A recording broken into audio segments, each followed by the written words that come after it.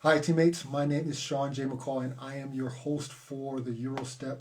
As usual, trying to get behind the people involved in European basketball, and of course, not just European basketball, but basketball around the world. And I hope this show can give you some enlightenment and also show that my guests are not only basketball players or agents or whatever they may be in the basketball world, but they are also human. And so I hope to give a side of that human part during our interview as well.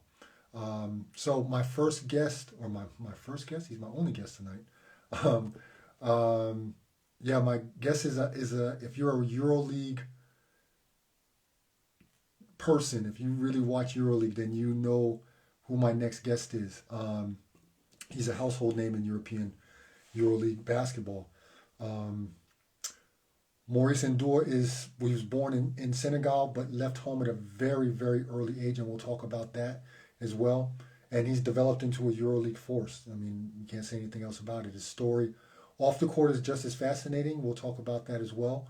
Um, and yeah, so we'll talk about his beginnings and how he got to the level where he is now. I mean, it took a lot of dedication, a lot of hard work, and a lot of sacrifice as well. So there's a lot to unwrap with him, and I mean, I have my set of questions, and I hope I get through them all because I'm pretty sure that this is going to be an interesting conversation that a lot of people can learn from. So I hope we don't just scratch the surface and we get more underneath. So let me add my guest now. There we be on three, two, roll. There we go. There we go. There's my guy. What's up, Maurice? I'm doing good, Sean. How you doing? I'm fantastic, man. Glad to have you on. Let me fix my camera. Glad Yeah, to too. have you on. Oh, Oh, wait. There we go. All right, I'm my set. camera is not as clear as yours, but I think you can hear me well. I can hear you. I can see you fine. Don't worry about that. Perfect. So, man, thanks again for coming on.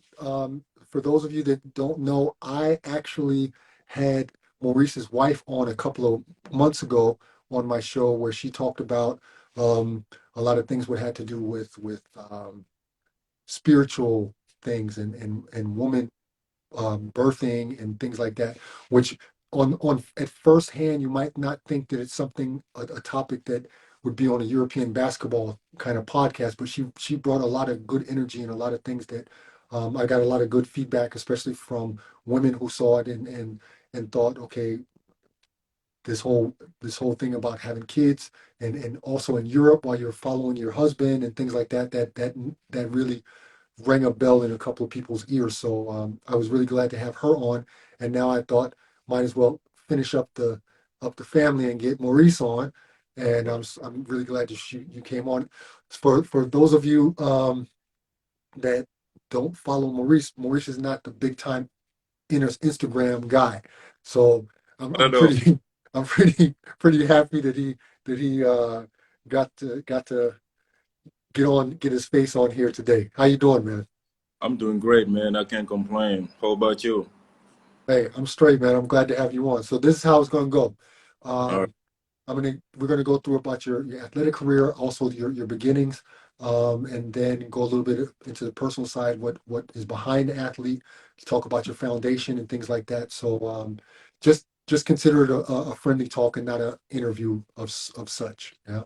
Good. And really talk how you want, man. Like share what you want to share. I'm not pressing no button saying you got to stop talking or something like that. Like this is your show, so share what you want to share. Don't share what you don't want to share. It's all real chill, man. I know you're a chill dude too, so I'm not worried about that. I got you. I Right. got you. So you got the Senegal shirt on, so we're gonna go right into Senegal, right? Repping. So the journey how you left Senegal, uh, 15 years old, you left Senegal, you left home to a totally different world. I'm going to say that in a minute, but you totally went to a different culture for basketball. And I mean, a lot of people are afraid to leave home when they go to college, but you left Mother Africa, you left Senegal, you left your home to go to Japan. And I mean, that's a crazy, just mind-blowing thing for me to think about someone leaving Senegal and going to Japan because of basketball at 15 years old. Um, can you explain to my teammates out there how that came to be, and was it a immediate decision like, okay, this is what I'm going to do, I'm out? I mean, you know, growing up in Senegal, there's not a lot of opportunities basketball wise, you know. And I started just on and off, you know, sometimes I play, sometimes I don't, you know, hang out with the guys, and I didn't take it serious Right. until maybe 3 years prior to me going to Japan. That's when I started really putting the focus on. And I went to a tournament that was organized by Sid Academy, which is a basketball academy in Senegal. And I went there. I played great on day one, and one of the guys that used to work for City Academy just came up to me and asked me if I wanted to go to Japan. And yeah, just like that. And I was like, why not? I mean, this is an opportunity that doesn't present itself all the time, so I definitely got to take this one. So I came home. I spoke to my mom. Then I told her, "Look, this guy want to take me to Japan. You know, he say I can go there and go to school and also play basketball." And my mom wasn't worried about the basketball side. She was He was more worried focused on about life. wants me education and all. But she didn't believe me at first, right? So I took the guy home so so he can sit down with my mom and actually explain to her exactly what was going on. Right. And she gave me the green light. And I mean, within, I think, 3 months, everything happened. And I Wow. just left the country and went home, went to Japan. Was your mom kind of like, you better not mess up out there? Was she like, you better be on your stuff out there? You know, she was more, I would say, more worried that I'm going to another country by myself. Mhm. You know, a completely different continent. That I had no idea was Japan was on the map. First of all, I had to look it up. So she was more worried about that aspect. And then just being out there on my own. You know, it's not easy. Like I said, when I left, I was 15 years old. And I mean, you ask a dad or a mom nowadays to let their son go to a completely different country Right. now, they would have to think twice. So for her, it was just worried, and I think maybe a little bit of sadness because I'm the baby boy. So just letting your baby boy go. So it was a different feeling, but she was happy for me too at that time, I think. I mean, of course it paid off, but um, I mean, I can't imagine. I'm 48 years old. I can't imagine right now going to Japan alone. Like, how did you try to prepare yourself? I mean, I don't think you can even prepare yourself, but was there I anything did. that you tried to do to prepare yourself for what you were about to experience? I've asked questions to the guy, and then luckily for me, there were a couple of Senegalese dudes that were already there before I got there. So I got to, you know, speak with them on the phone, and they explained me, you know, how is it over there, you know, practice wise, school, and just living situation and everything. But still, it doesn't prepare you enough for, No. you know, moving out of your country and going to another place. Um, but for me, I think my mindset was, look, I'm a man at the end of the day. I'm gonna have to leave home at some point and make a living on my own. So I just jumped on that opportunity, and I never looked back. How difficult was the transition going from Senegal to Japan? Like, how were your first couple months? Very difficult. I was homesick. That's the first one. I was, and then also there's a language barrier. Of course. To a country where everybody speaks Japanese only, and I was speaking English at that time, but my English was not that good yet. So, but I was lucky. Like I said, there was another Senegalese dude that was there. So he showed me the rope. He helped me out a lot. But the first couple of months was really, I was homesick. And I had to ask myself, man, what am I doing here? Like, should I go home? So I just quit. But, you know, I went there for a reason, and it wouldn't be me to just quit at that point. So I just had to take it out, and make it work. How how was your like day to day there? Like you went to school in the morning, or how was that involved with basketball? Yeah, so we lived in a dorm with other student athletes, people who played soccer and baseball and such. And then basketball, I have to wake up early, and then we have a morning practice, which is about 30 minutes, and mostly you just come and you shoot, you do some drills, and then you go to class. So we will start from 7:30 to 8. We finish. By the time you shower, get ready, and then go to school, it's 8:15, right? And then that's where I was put in a classroom, and I was learning the language from 8:30 till 3:30 every day, Monday to Friday. And then 3:30, 4 o'clock practice starts. And man, this is where it really gets real, because prior to going to Japan, I don't really have a work ethic. I didn't understand, the things that you needed to do in order to, just become a basketball player, right? So I'm in this country now where I got to practice from 4 p.m. to 7, sometimes 8 p.m. And I'm talking about, is not, let's just do some drills, some shooting. Now we're running, we're doing, like, Wow. just every time you always moving. So that was the hardest thing for me, I think, at that time, that I had to deal with, because, like I said, I didn't have the work ethic. I didn't understand that. So that was the hardest thing. But my day-to-day activities were like go to practice, morning practice, go to school, evening practice, and on the weekends we morning practices from 8 to 12.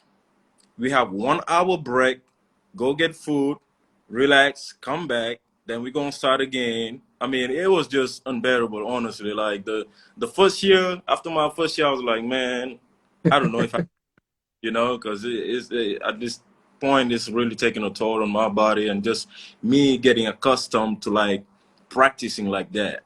Right. Um, but once I figured it out, it became easy. It became So second nature. basically you were unpaid pro, because I mean that's a lot Yeah, more than what pros do, you know? exactly, So exactly.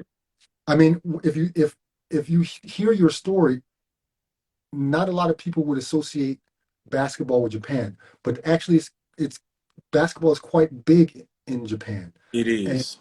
and so for many outsiders who don't understand this, they might think like, what the hell is a guy from Senegal doing in Japan? And is not big there, but basketball is pretty big. How It did is. you take in the fact that you were now in a country where basketball was pretty big? I'm gonna give you a story. Like when I Give it to first me. came, I haven't even played a game yet. I haven't even practiced with the team yet, right? And that's when I signed my first autograph. I ain't basketball yet. Just to let you Wait, know how. wait. How tall were you back then at 15? I would say maybe 6'7", something Okay. like that. Yeah. So I signed my first photograph, and to me, I was like, "Oh, what is this? Like, I ain't even like what's going on." So I was shocked by that. But then I saw the team play, and I saw the people around, and I'm like, "Wow, basketball is really big here." Because growing up with the stereotype, right? You would think that Asians are just doing some martial arts, or they Right. are good electronics, but that wasn't the case. They really loved basketball, and I think basketball was the number 2 sports in that country. And the Behind fact baseball, that, right? yeah, after baseball, yes, Baseball is huge. baseball is very huge over there.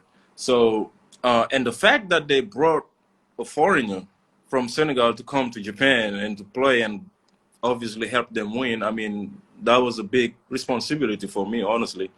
But I think the people around me made it easy for me to really understand my role and the impact I can have in Japan, basketball wise. Uh, for those of you that are viewing right now, I forgot to mention this earlier. If you have a comment, if you have a question, you can write it in the comment section, and that all see it, or you can write it in the little speech bubble with the question mark, and I'll try to infuse it into the conversation as we go. And we've got our first teammate question from Seb Hunzi. Do you think this amount of practice contributed to your development at this age?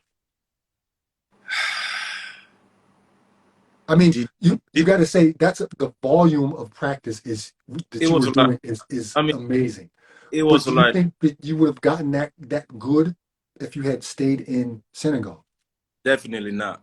Definitely not. Because, like I said, in Senegal, it was on and off. You know, I didn't really take it serious. And even when I did, I mean, it's not like you have access to gyms The 24/7, resources, infrastructure ready for you to go practice and lift weights and all of those things, right? right? So, but yeah, I think it prepared me later on in my life. Back then, I thought it was ridiculous the amount of time that we used to practice. I mean, I've seen my teammates cry and run at the same time.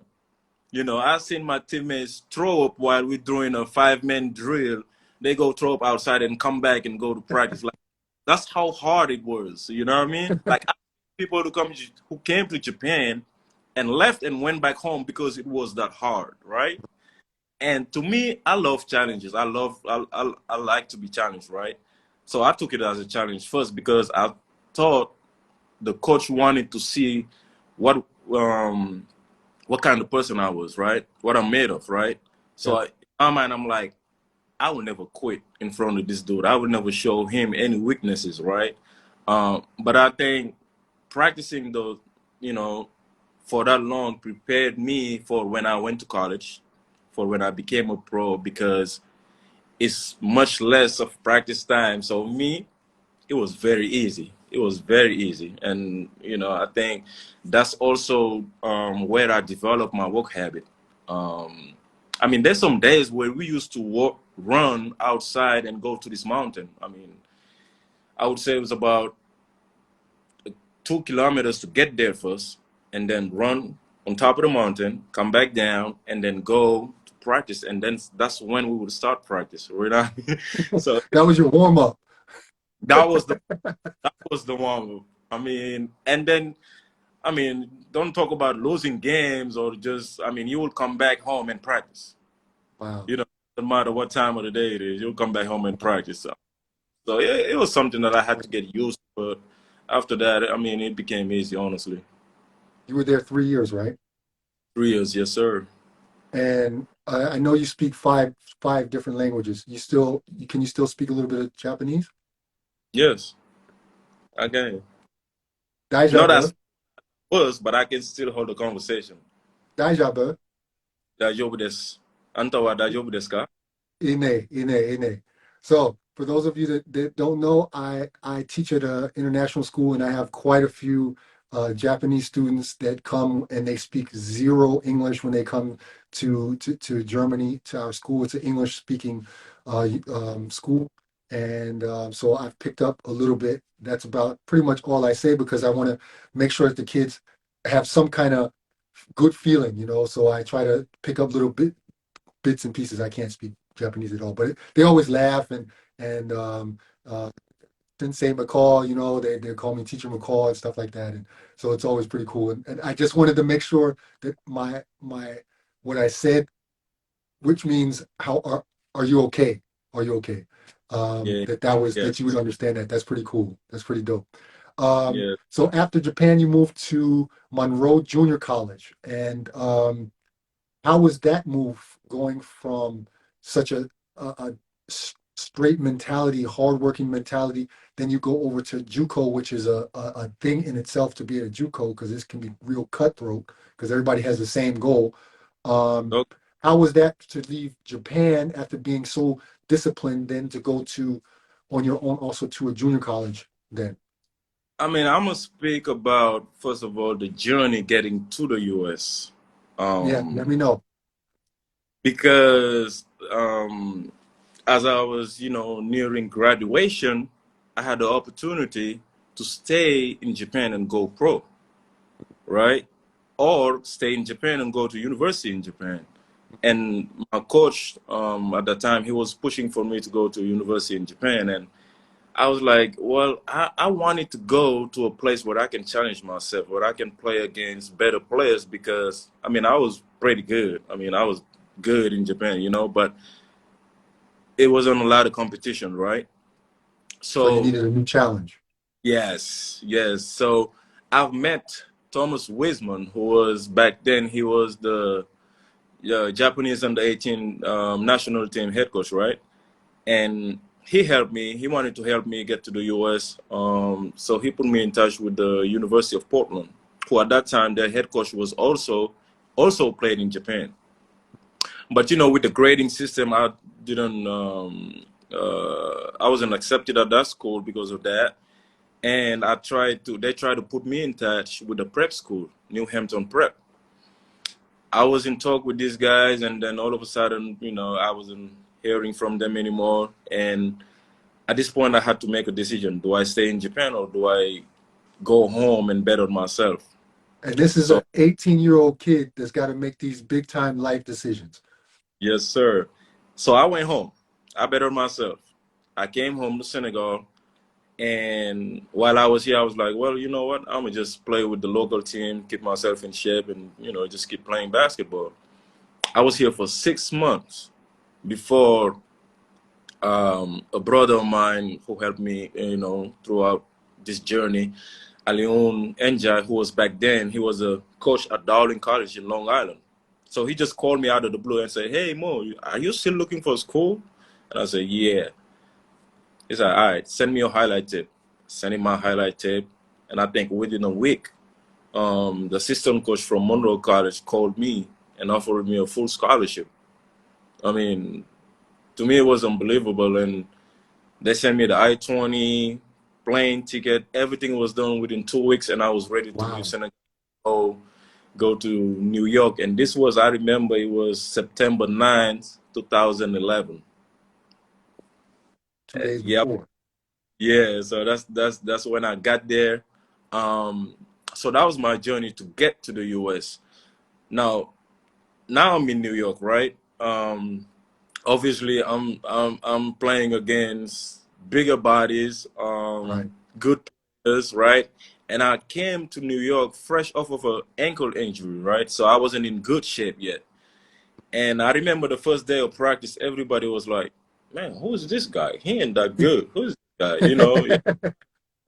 And and that stuck with me. And I'm the type of person that I will look for anything to motivate me. You know, like I will even make up stuff to just keep myself like I'm the Okay, type of person, Kobe. that type of guy. So I heard that and I was like, okay. And this is New York, right? First time in New York. If I was on level headed, I would be like partying all day, going out, doing all these crazy things, right? But nah, I was so focused, man. Like I could tell you, and Monroe is in New Rochelle, right? Manhattan is about 30 minutes That's train right. ride. I don't think I went to Manhattan during my 2 years in Monroe. I don't think I went there more than 6 times. Like Because I you was were focused on what you were doing. exactly. So I was so focused. I wanted to prove those people that like, all right, I'm gonna get in shape and I'm gonna work, right? And by the time the season started, I was starting. And I mean, those guys, they were sophomores when I got there, right? And I was starting in front of them, you know. And I had a great year my freshman year, and I mean, the rest is just history, I would say, you know. Yeah, but But after you, I mean, your 2 years in Monroe, you mm, then got some really good offers from bigger schools. Okay, Ohio, where you ended up going, is a mid major. I mean, I went to mhm, a mid major as well. I know what it's like. mm, And this is the part where I see a lot of parallels between you and I when I was doing my research about you. So I read that you got some higher profile schools, but you chose the University of Ohio. Why? 2 years, man. I went to JUCO for two. I only had 2 years to, you know, showcase myself and showcase my talent and show people, you know, what I could do on the court. So I went to Ohio to visit, and I fell in love with the campus. Um, and also the head coach back then, Jim Christian, you know, he came and basically he told me that, look, if you come here, you're gonna play a lot, and we're gonna have a lot of plays for you. And for me, that's all I needed. I needed to, I'll have a lot of playing times, and then the coach gonna let me play my game, and that's exactly what he did. So the choice was easy. I'm like, I'm not gonna get caught up between like, oh, I want to go to high major, I want to go to a big school and big name school and all. And in fact, people were asking me like, why are you going to a mid major? Why you didn't go to that school? I You know? know that very well. Yeah. I was like, look, I know why I did it. I only had 2 years, and I needed to go play and show people what I could do on the court. That's exactly. I knew that that was coming because when I was a freshman, I went to University of Arizona, and then I transferred to a JUCO, and got a lot of attention when I was coming out of JUCO as well. And I ended up going to Southern Utah, which is back then they were even an independent. They weren't even in a conference. And everybody was asking me the same thing. Why the hell are you going there? Why are you going there? And for me, it was the same like you. I wanted to be a big fish in a small pond. I wanted Yeah, to get the most out of my last 2 years. And I knew if I went there, I would be that guy. yeah. And that's what happened. And I had 2 great years, and everything else is history. But I Hmm. can totally feel you when you say how people were asking why you're going there. And I mean, in the end, you have to do what you want to do for you or what you feel is best for you, right? Like, So nobody's paying your rent. Nobody's gonna, you know, do the stuff to take care of you. So you have to make the decision. And I mean, we can both say that was definitely the right move. oh yeah, most definitely, most definitely. I mean, it was hard too though because after my junior year, the head coach left and went to Boston College, and at that time, like, man, I'm going to transfer, right? But then I was like, because also when he left, some schools called me because they knew I wanted to transfer. Right. Um, they called, and then we brought in a new coach, um, and his philosophy. You know, he spoke. I spoke to him, and he reassured me that I would still be that guy and whatever, right? But it was tough because imagine my junior year, we won about 27 games. My senior year, which is my last year, this is the year where you're supposed to go out on a bang, right? Right. We won like 10 games. 10 games, man. Like, because it was on Ouch. at that time, I was a senior and I had two more point guards who were senior. Everybody else was sophomores and freshmen. No So it was experience. it was really that's one thing about my career, my college year career that I want to erase because it was so terrible, man. We were terrible. But obviously, that did not stop you from being noticed. You ended up playing the summer league for Dallas Mavericks, um, and I want you to tell the story. I read about it. I want you to tell the story of how actually you got cut from Dallas. Yeah, so I actually played summer league with the Knicks. Oh, it was with the Knicks. I thought it was Dallas Yeah, where it was the 30 minutes. it was with the Knicks. Oh, it was with the Knicks. Okay. Yeah.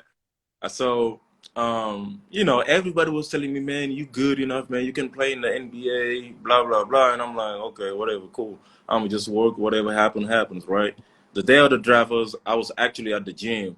I didn't, I wasn't worried about that. Didn't get drafted. So my agent called me, and he told me that the Boston Celtics wanted me to come play for the summer league, the New York Knicks, and there's another team that can't remember. So I chose to go with the Knicks. Um, and it's just so happened, man. I mean, I also give credit to myself that I worked for it, right? I had a great, great summer league, man. Like it was unbelievable. Um, and I was playing against these guys that were top 10 draft, and nothing. I mean, shut them down. So now I made a name for myself, and we try to push for the Knicks to sign me on a guaranteed contract, but I think they were trying to lowball us. They didn't really want to pay the money. They were trying to get me cheap, and that's when Dallas Mavericks came in and just Okay. scooped me. I mean, they signed me for 3 years guaranteed right after the summer league, and I mean, to me, that was dreams come true. Yeah. and that's how I ended up with Dallas. So I went with Dallas, preseason in Dallas and all. So now I'm at a point where now you're getting you seeing good physios, right? Right. And all of that, right? And they told me that like, look, you are flat-footed, so you need some orthotics. I had no idea about these things at Right. the time. Right. Like, okay, cool. They get me some orthotics. Nobody ever told me that you needed to ease yourself into it and take it easy until you get used to it. So I just put them in my shoes and start practicing and went running. Feet messed That was up. that was a mistake. And we playing, if I remember correctly, we played in Atlanta in a preseason game around October. And I had a fast break. No, I had a steal fast break. I'm going for the dunk. I took off and my leg is like, no, you're not going anywhere. And I'm like, what the hell? What is going on? And came out of the game, went in the locker room, went to see a physio, and they told me that I had a stress reaction on my tibia. Um, I was glad it wasn't a fractured, right? So I had a stress reaction, and Crazy. I was gonna be out for 6 weeks. They Six told me. weeks. Yes. So and they really wanted me though. I'm not like when I was in Dallas. I mean, Rick Carlisle, Coach Rick Carlisle, he had me playing 1 through 5. I I read played that. Man. like they really wanted me. They wanted me there. So when the deadline came for them to make a decision, they didn't cut me until 30 minutes before the deadline because they just were trying to figure out what they were gonna do because they want me, but I'm injured, so I wasn't gonna play for another month and a half, and they had to make a decision. So Coach Rick Business Carlisle. side. Yeah, so he called me in his office and he said, "Look, Mo, we really love you. We'd love to have you here, but we want to win. We got to play, and obviously you're injured, so we got to make a decision. I'm sorry, but we're gonna have to cut you." And that's when they signed, I think, Salah Majri. So okay, it's another bump on the road. Whatever, it happens. I started my rehab, and I was back after 6 weeks, just like they predicted. That's But that's crazy, man, because your story is so parallel to mine, except okay, you were in the NBA, but I also had a stress fracture in my tibia, but mm, my first season overseas, and okay, the doctors didn't see it. Only after I broke my leg in a game, same situation like you, got a steal, going for the dunk, took my 2 steps, 1, 2, jumped off my left leg, snapped, wow, that's crazy. snapped. For me, it was the left So leg. you got real crazy lucky that they I diagnosed it, that they I, saw it. I really was because they told me I think if I would have just keep on playing, I would Yeah, have my tibia. yeah. So, That's exactly what happened to me. It happened in practice. Some guys fell on my leg, and then to make a long story short, they fell on my leg. I didn't want to be a punk. I kept playing, kept practicing. hmm Doctor says I'm good. I mean, I was there like a month and a half, 2 months. So what do I know, right? right. I don't know to get a second opinion, nothing. Team doctor says you're good. I'm good. Yep. Icing it. But 3 weeks later, in the game, it snaps, and then they go back and see the X-rays from the very first one, and they say, "Oh, yeah, there it was." Man. That's not helping me none with a broke leg in Europe, right? But I mean, that's the good thing when you say it worked out for you. You know, you got injured, but even though you didn't get to stick with Dallas, you made an impression. People really liked you, and I guess that then is what led you to the next step. So you rehab, you get better after 6 weeks, and then you make a move that actually I've never heard of. That Real Madrid takes a rookie. Um, I've never heard of that. I mean, of course, everybody knows Real Madrid has enough money to get vets. They got enough money to do a lot of things. But to hire a rookie, you definitely must have made a very good impression because, of course, they're gonna call in the Knicks. They're gonna call Dallas before they make a decision like that. So you must have made a huge impression on the people that you were around. Um, that Real Madrid said, okay, we're going to take a chance on this guy. What was your reaction when you first heard the news that Real Madrid was going to take you? I was ecstatic, man, because I'm like Real Madrid. I mean, first of all, growing up, Real Madrid. This is the soccer side, right? For people who watch football, Real Madrid was really big. I mean, Yeah, you grow up still is. Yeah, and still big, right? yeah, So when my agent called me and he said, Real Madrid wants you, I was like, Real Madrid? So yeah. So what? I was surprised, honestly. Um, but yeah, it was also a rude awakening, and we're gonna get into that, I think. yeah, Um, yeah. yeah. Go ahead, man. Keep going, man. I'm so keep so going. yeah, I got there. I think maybe a week before Christmas, and at that time they had this center. What's his name?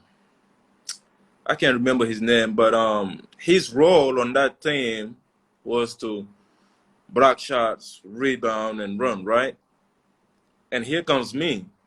Um, Nobody ever told me like, look, this is what I want you to do when you get here. This is your role. This is how I want you to play.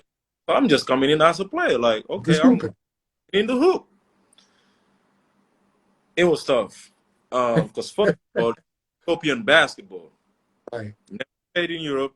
Had no idea. I mean, I had so many travel calls and all. Like, you know how it is. So I was like, yo, do I not know how to play basketball? I was really frustrated. Um, but Coach Pablo Lasso, he was really, really patient. But one thing though that I would say that is like I've always um, worked hard. You know, I was always a professional when it comes to the game and to how I conduct myself. So nobody could tell me anything when it comes to that, right? So, but it was hard because I wanted to play, and now I'm playing with people who, big household names in Europe. Sergio Yul, Rodriguez, Gustavo Ayon, who was a beast, JC Carroll, and they're all great players. And now I'm like, yo, I can hoop. I can do what they can do, right? And I proved that in practice also. And I'm the guy that I'm like, okay, well, if I'm busting somebody's ass in practice, that means I'm a play, right? No. So it was really a learning process for me to learn the game, to familiarize myself with European basketball, and also to, just get some type of knowledge about the game from the vets that was surrounding me. But I was extremely frustrated, I'll tell you, because I started doubting myself, start asking myself like, am I good enough? Because it felt like I remember I had a conversation with JC Carroll. We was in the jacuzzi, and I was just like, man, feels like I don't even know how to play basketball. And as a rookie in Europe, it's hard, man. It's hard, especially if you don't understand the game, and to come to Real Madrid, a big basketball household that early, it was a lot of expectations. Right. So way people saw that, okay, he's a different kind of player. We're probably not gonna have what we want from him. So that's when they started to take a sit back. And there were some games actually where I was actually phenomenal. Where I actually helped the team win those games. But it was a learning process. It was a learning. Exactly. I mean, think about it, man. You were what, 22, 23 years old, in the Yep. space of what the journey that you took in the space of 7, 8 years from leaving home, going to Japan, a totally different system there. Then you go to America, JUCO, cutthroat, everything different. Then you go to a D1.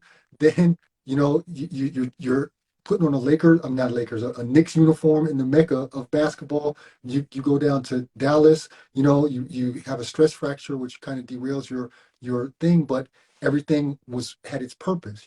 Then you end Yeah. up in Real Madrid in like 7 years. Like that's that's like Really. unimaginable, you know? If you Yeah. if you sit back and take a look at I, it when I you never, went in 7 years.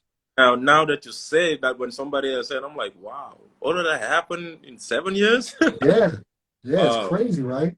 And it is. then the thought of you've played in different cultures, different types of games, and then you come over to Europe, and like I mean, this book, a little promo for me, same name, different game, it's different, man. And It is. I mean, I was on a low level. I was playing in Austria my first year. I cannot imagine what it was like to be in Madrid as a 22, 23-year-old guy and then trying to adjust to and Spanish basketball is anyway also very different. I, So to try to adjust to that is, I mean, that's a feat in itself that they didn't send your ass home after 3 weeks. You know what I'm saying? right. Like that's a crazy, crazy journey that you went on. It is. But I think they kept me um because of the way I conducted myself, because of how professional I was, because of how hard I was working. Um, and I can remember vividly even the head coach Pablo Lasso himself telling me these things. You know what I mean? Because when I got there, also Rudy was injured, so there were a lot of players who were injured, right? So when Rudy came back, he sat me down and was like, "Look, Mo, you know I really like you. You work hard and all, but you're probably not gonna play a lot now. Rudy is back and all of that." I'm like, "I understand. You know, it is what it is. I'm gonna just keep on working." Um, so yeah, I think that's why they kept me around. And these are the things that I always trying to tell these young guys, that people don't sign you just because you are a good basketball player. There's more to it. I try to tell them all the time, look, man, you got to be a professional. The way you approach this game, the way you conduct yourself, it plays a lot into teams signing you. They're just not going to sign you because you can hoop. There's a lot of hoopers out there, you know, Yep. and people who can really hoop, but Yep. you know, some of them can't even make it to a high level just because of that. And it's So not even like just the highest level. It's like if it doesn't matter if you're playing in a fourth league in Portugal, like right, you have to conduct yourself as a professional because word gets around and definitely, people talk. yep, And I'm and it's, but of course, especially at that top level, I talked to I don't know if you know him, Bryce Taylor, who played for Bayern Munich. He's a pretty big guy out here in Germany, mhm, and he played on pretty much every big team here in Germany. And I asked him like, what do you think it was that you played on top teams in Germany? That top teams don't usually take guys from other top teams. You know what I'm mhm, saying? They go and find other guys. They don't want to mess around with somebody that's already been in their league. Um, of course, basketball wise, you have to fit. But I asked him like, why do you think that was? And his response was similar to yours. Is like my professionalism. It was yep, more than what I was doing on the court. It was how I handled myself, how I was willing to learn German, how I was willing to mesh with my homegrown native teammates, how I conducted myself at public relations events, things like that. He said those are all things that you have to bring to the table if you want to be on a high level in this sport. And it's the same like you. I mean, that's what I meant before. You obviously impressed enough people in your short time with the Knicks and with Dallas that a big team like Real Madrid was willing to take a chance on you. And even though it didn't work out maybe the way you had all expected it to be, they kept you because they saw you were busting your ass, and they were able to showcase you in that sense when other teams would then call and say, "Hey, how is this guy? How is Maurice? We know what he can do on the court. How is he off the court?" They for sure gave you a very good recommendation, right? yeah, So, I mean, it's not just about the X's and O's. It's not just about the balling, because you and I both know a lot of guys that come over here, they can ball, they just can't make it. yep, yep, You know. So sure. after Real Madrid, you go to. To the Knicks, to the Mecca. hmm, What was Um, that experience like? I mean, it, what I want to know. I'm born in New York, right? I've okay. never even been to a Knicks game, but I was raised in Vegas, but I've never been to a Knicks game. What was it like the first time you put on a uniform and went into the Mecca on Whew. that court? I mean, just being in the NBA for me at that point in my life, I was like, damn, I made it. Like I'm officially on the hoop, you know. it was unbelievable. It still gives me chills, man, because the Mecca is the Mecca. I mean, and you know how New York fans are, man. They crazy. I love them, crazy. But it was unbelievable just to step foot on the NBA basketball court and play against some of the greats. I mean, it was unbelievable. It was. And I read somewhere that your mom's was at your first game. How was that like full circle moment for you? She actually um, came to visit, and she was at the game where that was the first time that I started for the Knicks, Oh, and you started, not your first game. It was the first game you started. first game that I started, right? Who was it And against? we were playing the Bulls. They had Rondo back then, Mirotic, Jimmy Butler, um, those guys. So we were playing the Bulls, and the day before the game, I had no idea that I was gonna start. Right? We went through normal practice, shoot around, same routine, whatever. Went home. I came to Madison Square Garden, and that's when Coach Jeff told me, "Yo, Mo, you're starting tonight," just like that. What, me? He said, "Yeah, you start." I was like, "Oh shit, I gotta get ready." So I was excited, nervous. I mean, everything, man. I'm like, man, I'm about to start. Okay, okay. And automatically, I went Who were you into, guarding? huh?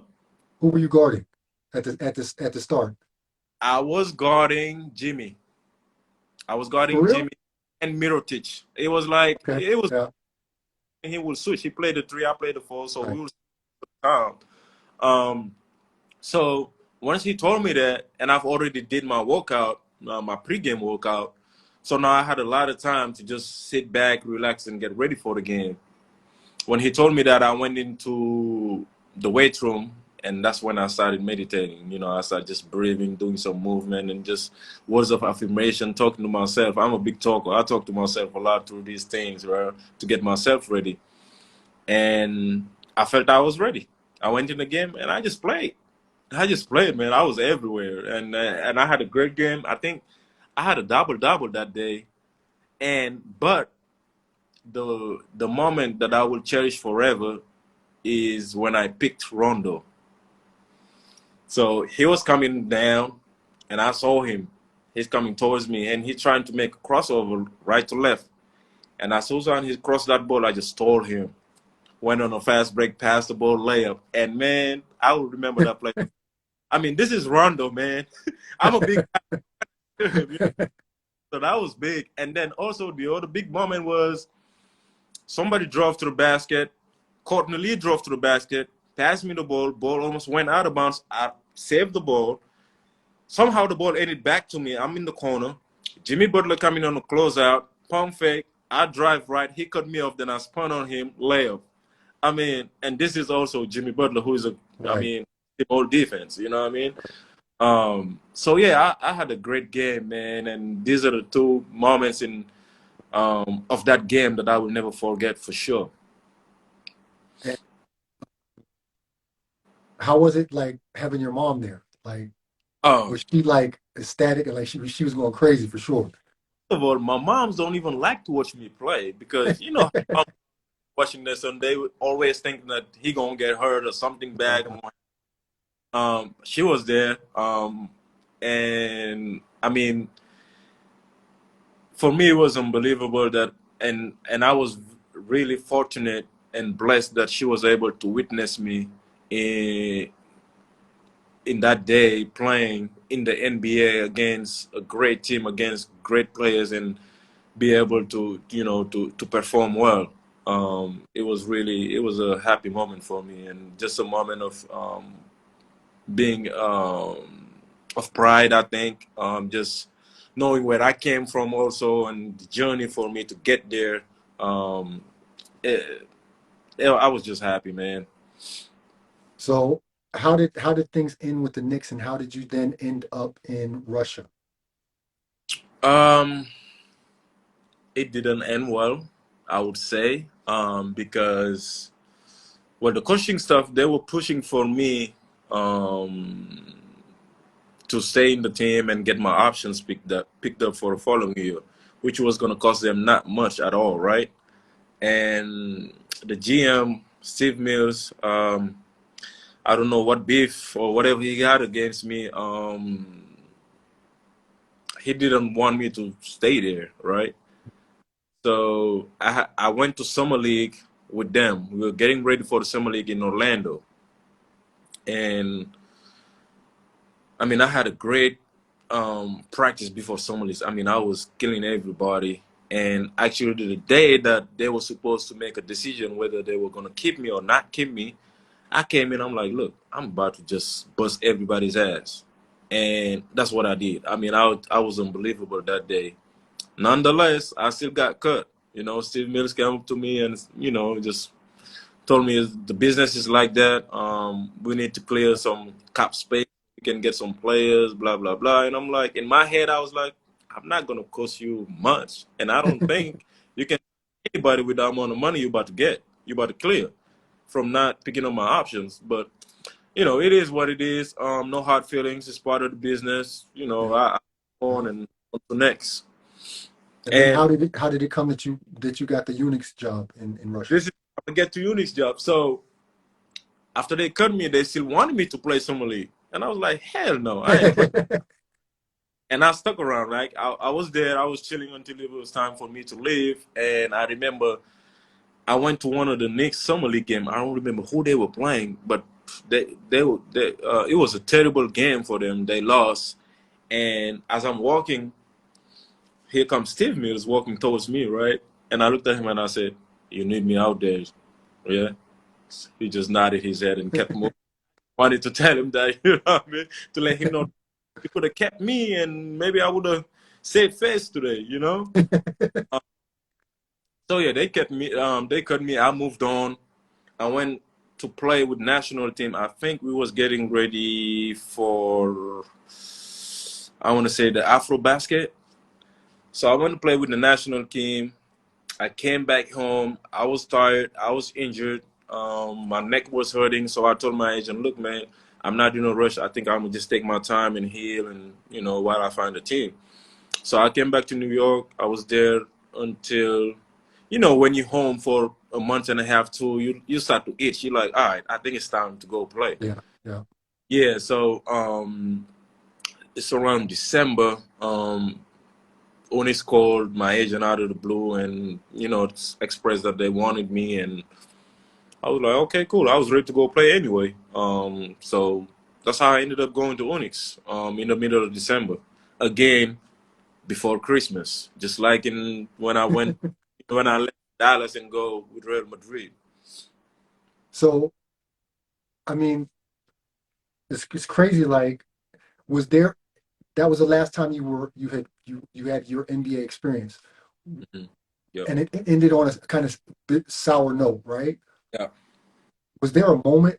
Of course, you didn't know that was going to be your last NBA experience. When you left the Knicks, you didn't know that was going to be the last one.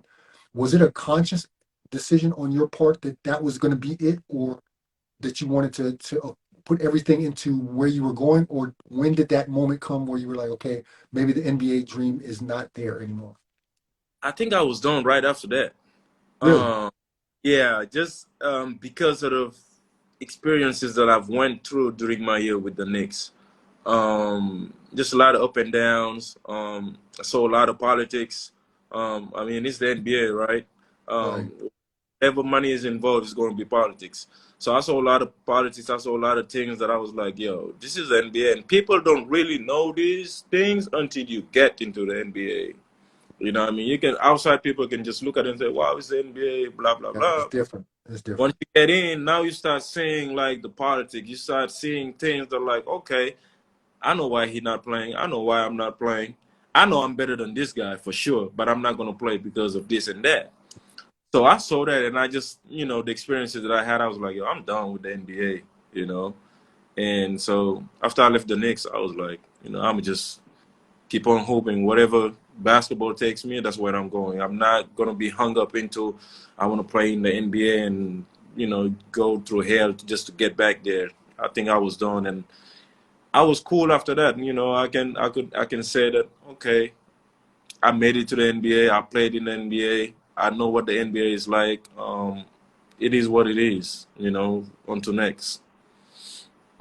I just looked at the clock and it is, oh, we're 55 minutes in, and I am not even close to.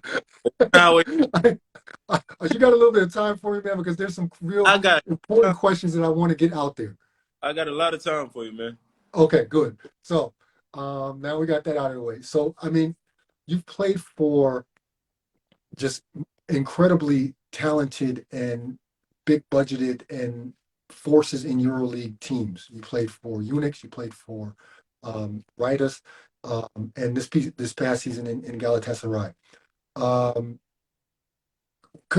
because you have the knowledge of NBA and European basketball on such a high level. Can you? I know there's no real comparison, but um, can you say a little bit about the differences between high level Europe and, of course, NBA? I mean, talent wise, of course, NBA is the most talented league in the world. But what have you what have you learned about playing in Europe that you maybe didn't really understand when you were playing in NBA? You said it. The NBA has the most talent, not understanding of basketball, Talent, not that's two different things. So when I compare the NBA to Europe, for me, it's definitely the players in the NBA are more athletic. They are more right? individually oriented. They are more skilled. Um, and compared to Europe, Europe is all about IQ. I think you have to understand. Exactly. You really have to understand and know the game. Like, okay, it's like when I went to Madrid. Okay, I was skilled, but I didn't understand the game. I didn't have the IQ of the game. And I think that's the biggest difference between high-level EuroLeague, European teams, and in comparison to the NBA. It's just the level of IQ is different. There, it's more like you have some players who understand the game a little bit, but in Europe, it's a collective. It's like the whole team needs to understand the game in order to move as a unit and play as a unit and Right. win games. So that's Right. where the difference comes in between the NBA and you. Um, my guy Sub Hunzi asks, would you agree that hard work and humility were keys to your success? I mean, you definitely have to be humble no matter what, whether you're successful or not. But hard work, you cannot take that from nobody. I will never hard work and also will. I will never bet against somebody who is a hard worker and who has the willingness to just to succeed. So definitely you have to be humble, but you really have to work hard. And you just gotta have the will to push through no matter what. So this is the last question about ball. Then we're going to get to the outside the lines questions. Um, do you have a contract for next year, or are you a free agent? I'm a free agent. So you're currently looking for your next move Yes, sir. It's in the works. in the works. Okay, I'm very curious where you're going to end up. I'm going to be following the transfer ticker and Yeah. find out where you're going. I'm really interested in that. All right, so let's move to off the court, man. I mean, thank you first of all for the insights that you gave both on NBA and Europe. That's it's fascinating. Just your story, what concerns basketball, anyway, is pretty dope. Uh, let's move to off the court and talk about family first. Uh, since I interviewed your wife already, I know a lot about the dynamics of your life, and I know also how that you guys met in Spain and things like that when she was playing, and that she kind of gave up her athletic career um, based on what you guys were doing, and of course it wasn't the only reason, but one of the reasons.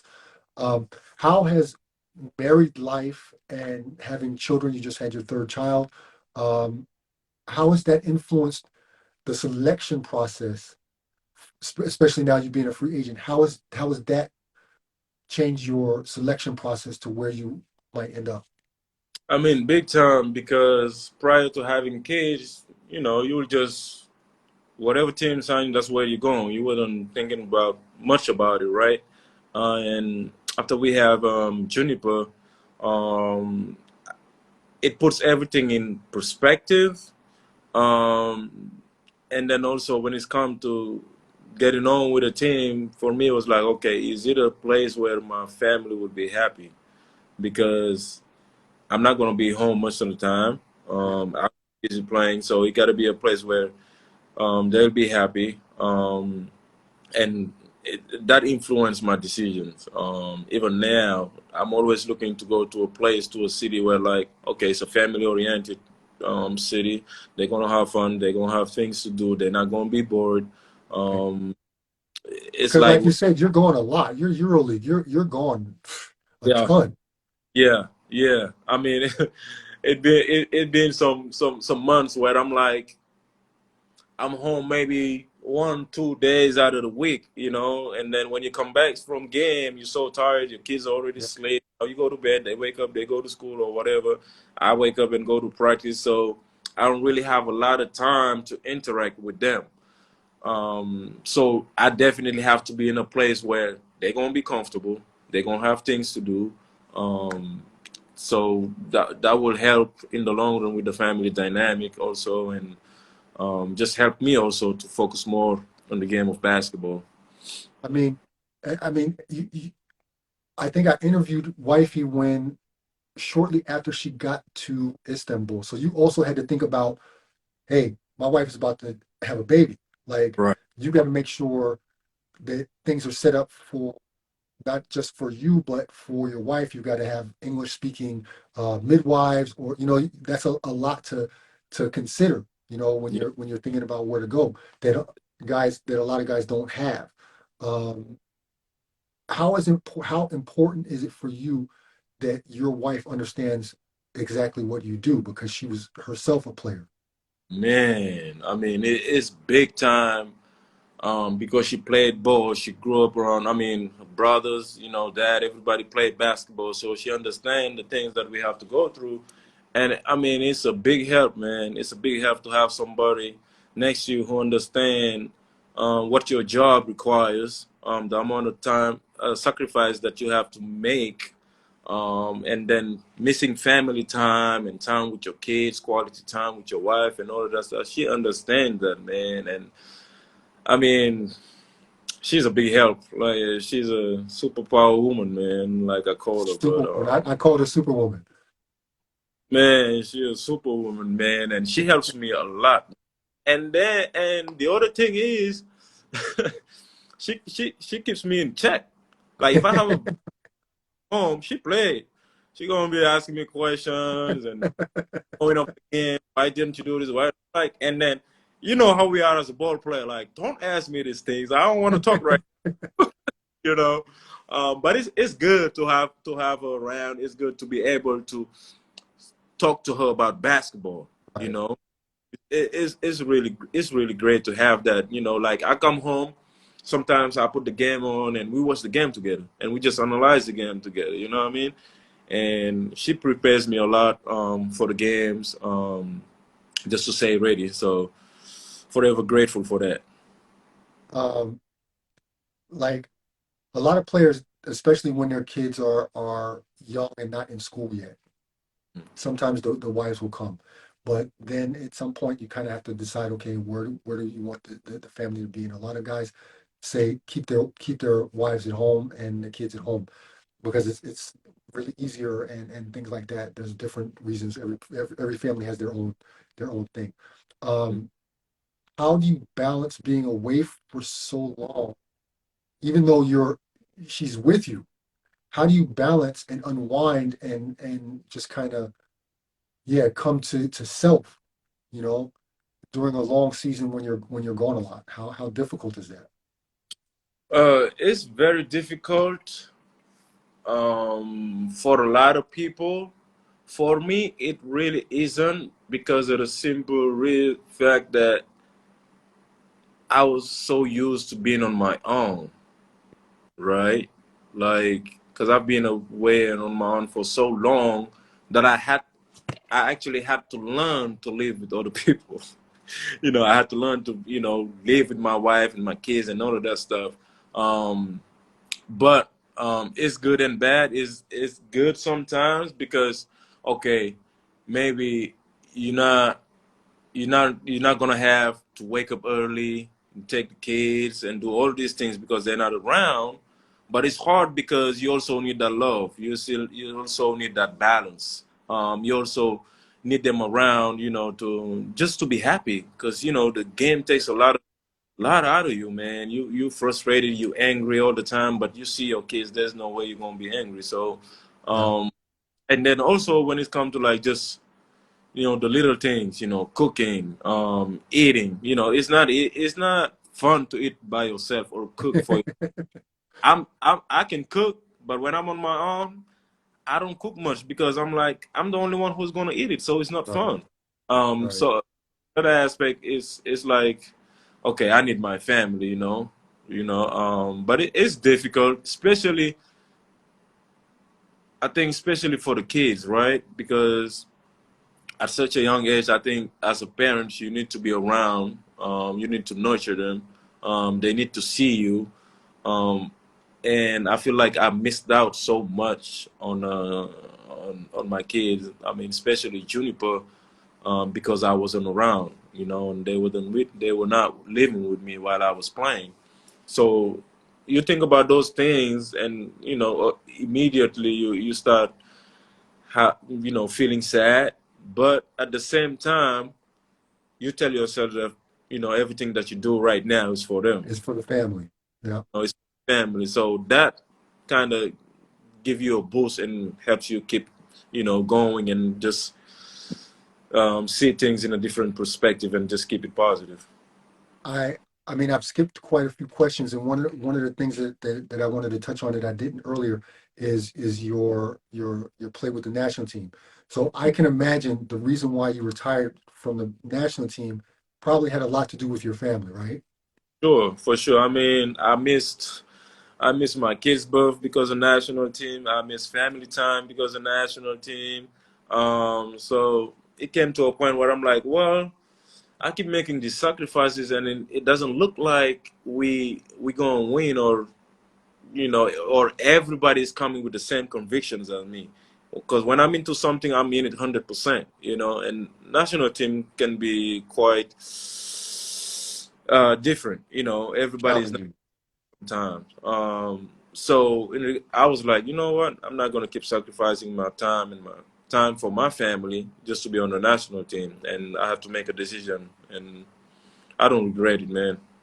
I'd rather be with them from now on than just missing that summertime and being away from them and just playing basketball. So Yeah, I mean when you're a national team guy, it's you're playing pretty much year round, and of yeah, course that's just tough being away from the family so long.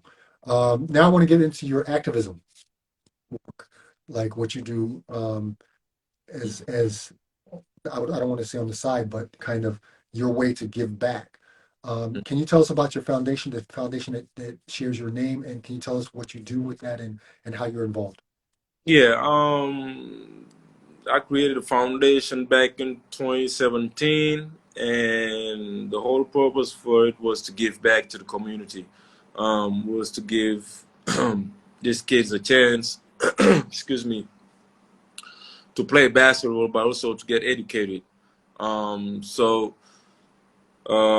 we've sent a lot of kids to school, made a lot of donations to basketball teams around Senegal, whether it's basketball, shoes, whatever you name it. Um, and I've also ran. We had a couple basketball camps, 2018 and 2019 before COVID. Before COVID, yeah. I mean, that was the first in my region in Bur where I live. That was the first time that somebody had organized a camp of that magnitude, but also the way it were organized. It wasn't only about basketball, but it was about teaching life skills. I even had wifey came and had a yoga session with them, meditation. So it was all of the things that people need to kind of have a solid foundation.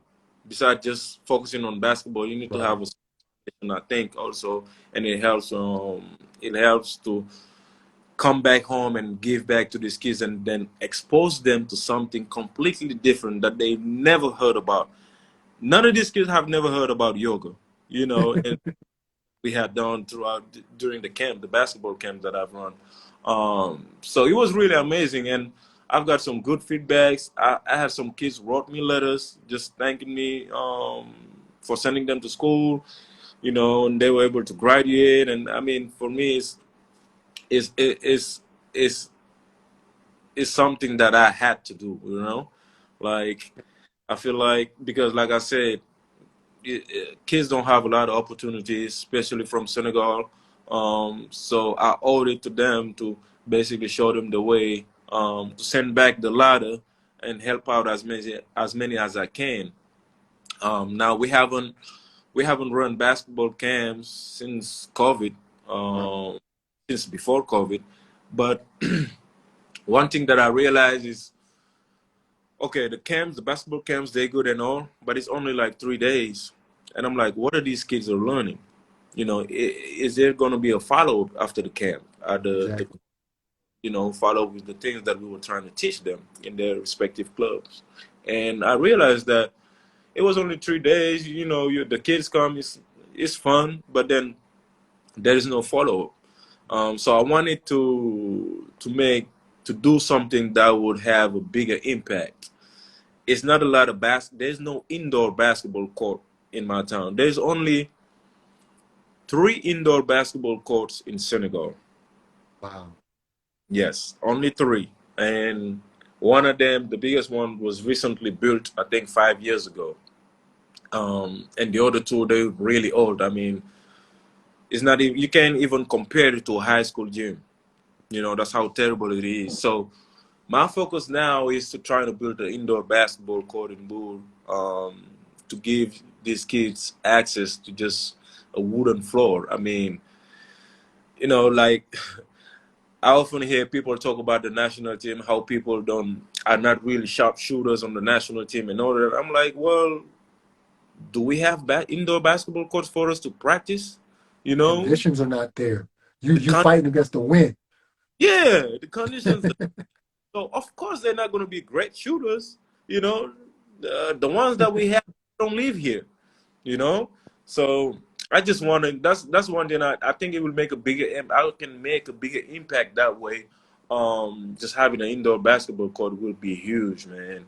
It'll be huge, and that's what I'm working on right now, and I'm hoping that in the near future, I will make it happen.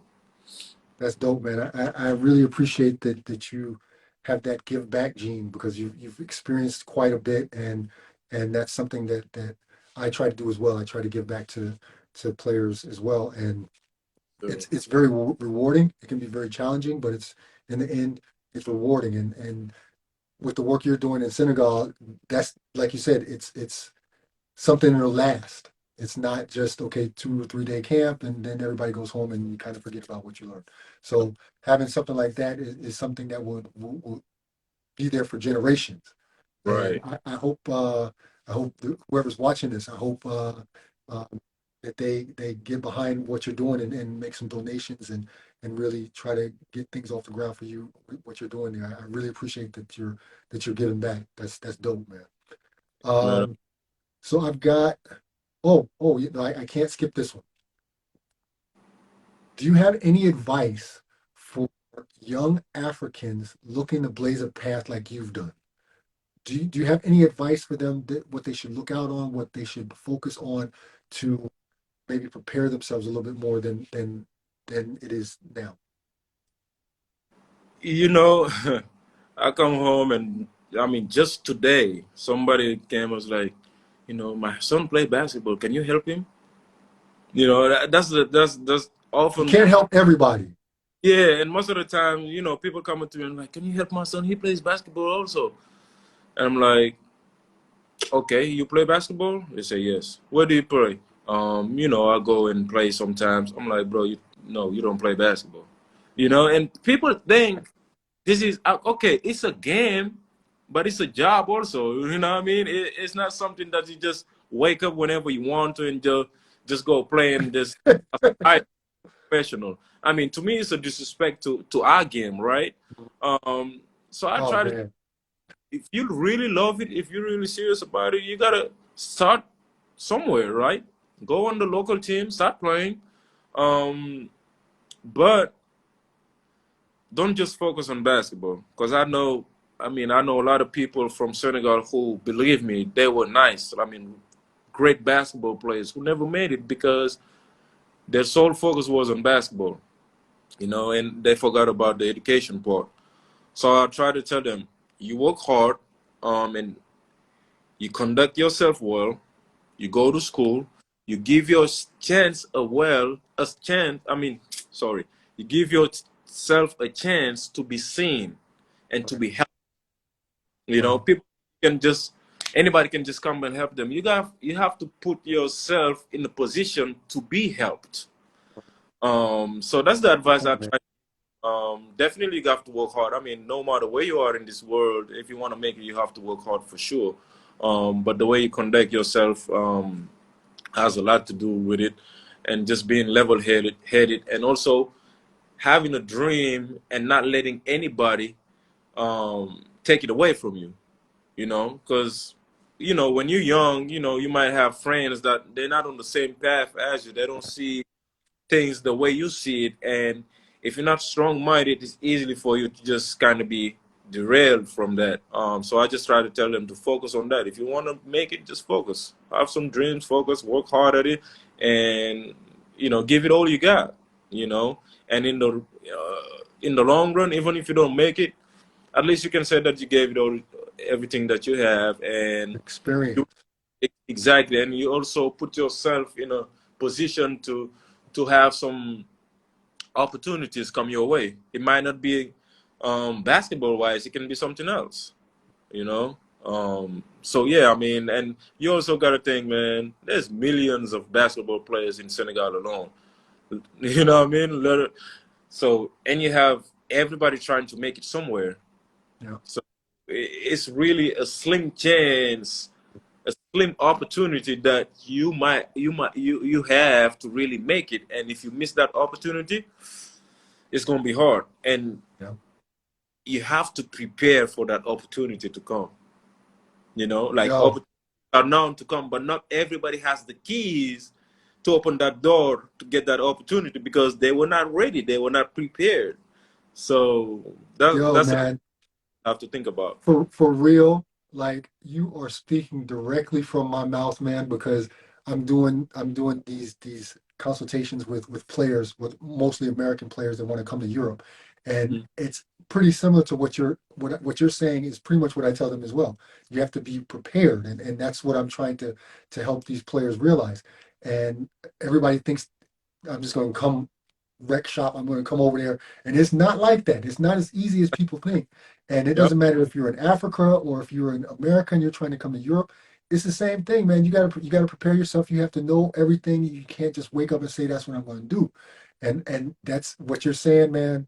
I'm feeling that on so many levels because it's basically what I'm telling the people that I advise and these hoopers that want to come overseas and they have the same dreams as a kid from Senegal to get out of Senegal. These young American players want to come over to Europe and play.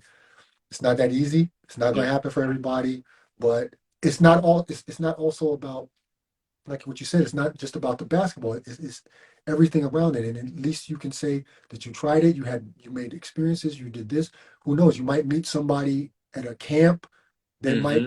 be a Fortune 500 uh, businessman one day, and you link up and you keep in contact, and then one day he's Bill Gates. Maybe that person can get you a job.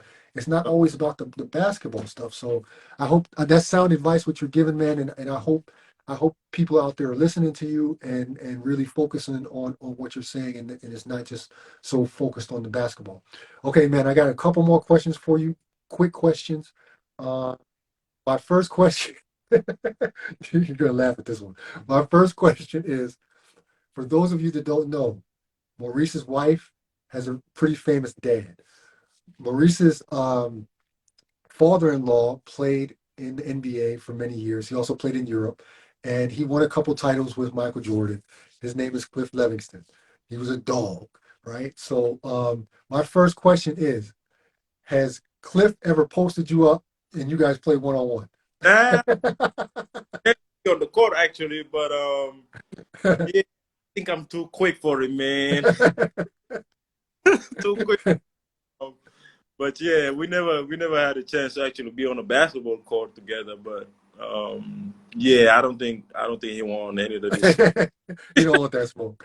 Okay. So now I'm gonna seriously put you on the spot right here. All So right.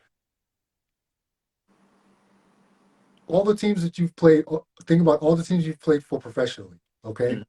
You got to kiss one, you got to kill one, you got to marry one. Woo wee. Who are you kissing? Who are you killing? And who are you marrying from all the teams that you've played? Let's name them off. Let's name them off. You got Dallas, you got the Knicks, you got Real Madrid, you got Unix, you got Retas, and you Valen- got Galatasaray. Yeah, So who and who who are you kissing? I gotta marry one. Oh wait, you got Valencia too. Valencia. Yeah, Okay, so who what you doing? I'm a marry Ritas. Okay, you got a a special bond there. Yeah, so Ritas. And you say I gotta kiss and kill who? Kiss and kill, You got right? you got kiss, kill, marry. So you marrying Ritas. You got to kill one, and you got to kiss one. Marry Ritas. Uh, I will kiss Valencia. Ooh, that's a tough one. I gotta choose Valencia and Gala. I told you I'm putting you on the spot, Okay. I will. and now you Yeah. got to kill one. No, actually, I will kiss Onyx and Kiss not Unix. kiss Okay. Onyx. I will kill the Knicks. Who? I saw that coming. I will kill the Knicks. So, kiss Onyx, marry Ritas, and kill the Knicks. Okay, so wifey just chimed in with China. I forgot that you played in China as well. Okay, So China. Got myself. But yeah, I'm not. You know what? Yeah, I think I will kill China instead of the you, Knicks. okay, I'm not even gonna go there and why. Okay, we're gonna Yeah, leave that. We're gonna leave that there. We don't want to yeah, throw nobody under the bus. yeah. So let's talk Galatasaray for a second. Galatasaray's fans are known for their passion. You know, they're great fans. Do you have any good stories? Do you have a good story about maybe like a fan interaction with a Galatasaray fans or fans in general in Galatasaray? I think if you're a player for Galatasaray, you would have good interactions for fans almost that you see them. They just they crazy about Galatasaray, man. I mean, and if you play for Gala, everywhere you go, people will come up to you. I mean, with good intentions, but sometimes it's so much, man. It's too much. And I'm like, yo, relax, bro. I just want to eat my food. Yeah, like I don't need all of this. Like I've actually left the restaurant because of that. As I was getting ready to eat, this guy was just. And it's one thing to like be a fan of a club and just be a fan of a player or whatnot, but it's another thing when you see somebody and you start calling everybody, hey, Galatasaray, he played for Gala. Yeah, Oh, yeah, yeah. like bro, come on, man, what are you doing? You know. But I mean, Okay, they love Galatasaray, man, yeah. and every interaction is almost as funny as the next one. You joy and the Oh, passion you have for the. I mean, I've seen people, have the Gala tattooed on their arms, their legs. I mean, they love it out there. yeah. I mean, it's definitely that one team that I played for that I'm like, man, these fans give me life. When you play for Gala and you play on your home court, it's different. You can compare it to Zalgiris, the Green Machine. So, Okay. So I got two quick ones, and that's it. Then I left you off the hook, man. I could go on for days, but um, EuroLeague finals, NBA finals, half court seats. Which do you take?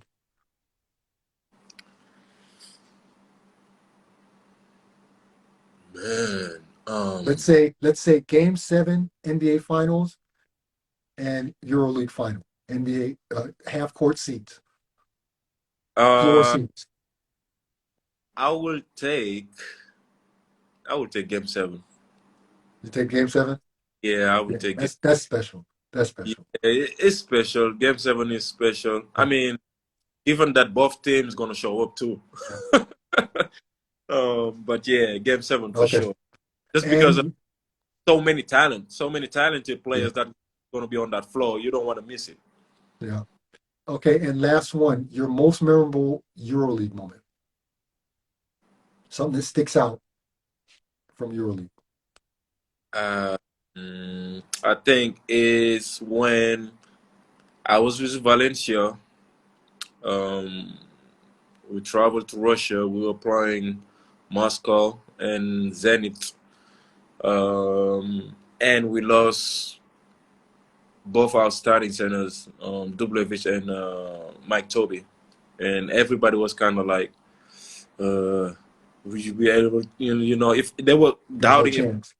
if I was gonna able to like take this team to victory," and I was like, "Man, I do this. Let's go."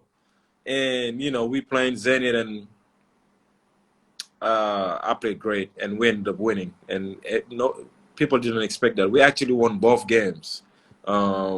It was Kimki, not Cheska. We played Kimki first, we won, and we played Zenit, and we won. So I think that's my EuroLeague moments, man. Because those games, everybody thought that we were gonna lose because we don't have our players, and I stepped up, and we ended up winning both of those games. So So, yeah, all right, man. Get out of here.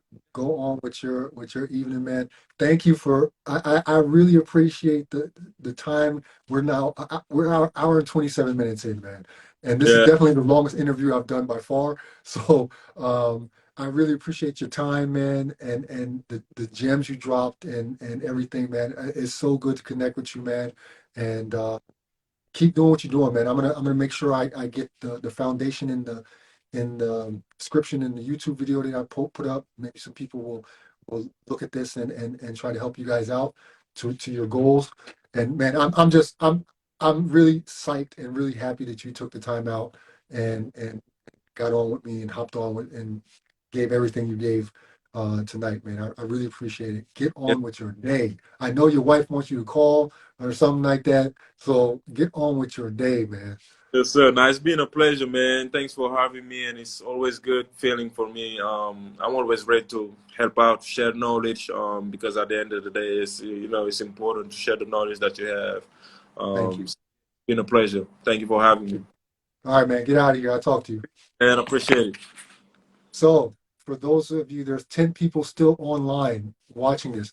Thank you all for sticking around and watching this. This was a marathon of a show today. We're an hour and 28 minutes in.